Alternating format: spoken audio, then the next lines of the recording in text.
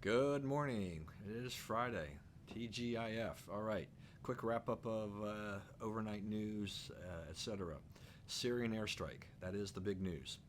And so the president issued the order to go ahead and bomb strike Syrian airfields last night. 59 Tomahawk missiles. Probably just really serving as a reminder. This is a retaliation for what Syria had to President Bashar al-Assad a couple of days ago, you know, lashing out with chemical weapons against his own people, killing, over 70 people, including about 11 children.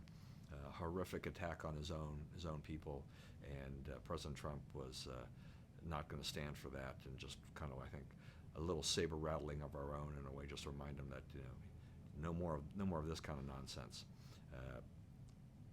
One of the things that the results of this is that Russian President Vladimir Putin was very upset about this and has blasted the U.S. and said that U.S.-Russia relations will be frayed by this attack, and that should hopefully that's probably a plus for Trump because of all the liberals' attacks on President Trump and what they consider to be cozy relations and conspiracies with Russia and things like that.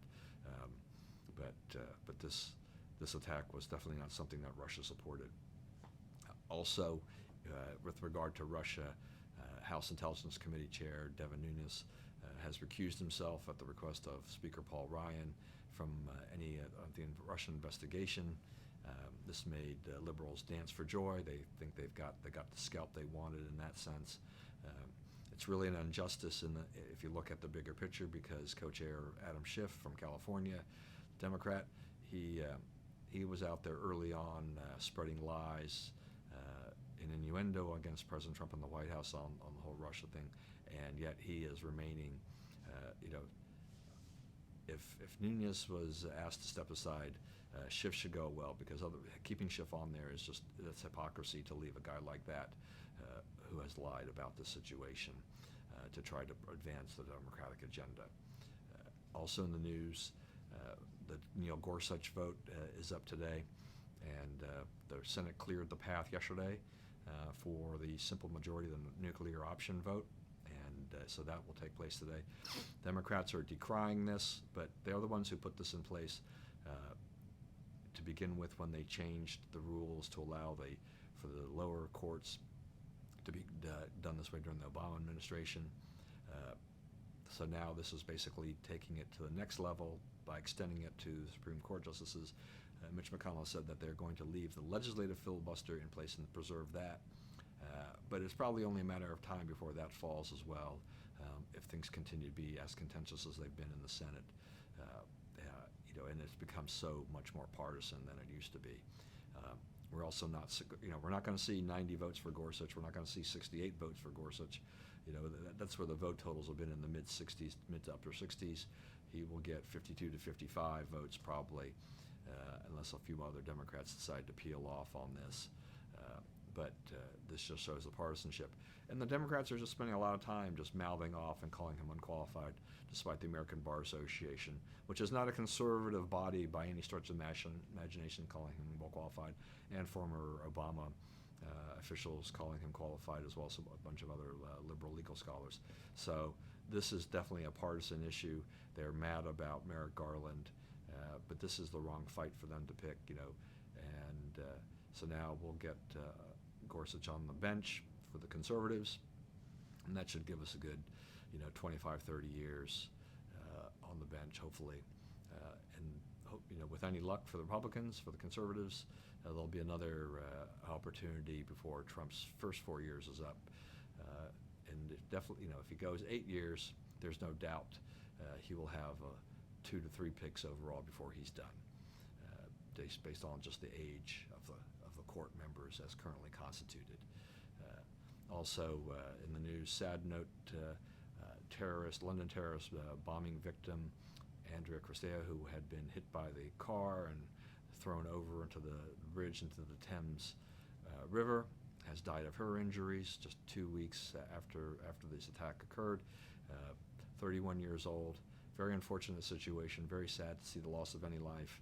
And in her case, apparently her boyfriend was about to propose during this trip that they had in London, and which unfortunately has now passed away. Also, rest in peace to comedian Don Rickles, who died at age 90. A reminder of what a funny guy Don Rickles was. I saw a lot of him on television when I was growing up. Sometimes a little crude, but nowhere near what we see today. But he was definitely a king of insult, and he could get away with it. Great for that era when I was growing up, when there were a lot of celebrity roasts. He knew how to dig at you and everything like that. But back in those days, TV had to be relatively clean. So the stuff you see on cable TV and things like that, you didn't see. Rickles couldn't go there on broadcast television. But he went as far as he could based on the TV standards that were in place at that time. But rest in peace to to a real funny man, and someone who just of an era, a bygone era, and we'll never see the likes of the Don Rickles types again, I think. And then finally, in sports news, Tim Tebow made his minor league debut, Class A ball, hit a home run. Twitter went crazy. I think that's great for him. And just, please, you have to remind yourself that, when Tim Tebow hits a home run at Class A ball, this is not Tim Tebow hitting a ball, hitting a home run in the big leagues. The pitching quality is definitely very different. The pitchers are going to make lots of mistakes. They're going to throw one directly over the plate and serve one up inadvertently a lot more than they will on the major league level, as they're learning their craft and everything like that. Tebow definitely has the strength and the power to do that with his size, but the question of whether or not how he can hit the pitching at a higher level is definitely questionable. In spring training, he struck out 8 times in 27 at-bats and was the only Met to not actually score a run, which meant that kind of a combination of the fact that A, he wasn't on base very often, and B, the Mets couldn't bring him home when he was in scoring position. And I'll have to go back and check to see if he actually was in scoring position the few times he got on base during spring training. But nevertheless, why not? He figures he's got the time. He's still just young enough to do this. But he'd have to make a pretty rapid rise because he's already pushing 30 at this point, and you don't when you get to age 30 and have not reached the show, the odds diminish rapidly that you'll get there. It's not impossible, but there are not a lot of people over Major League Baseball history that have made their Major League debuts after the age of 30. So this tends to be a young man's game.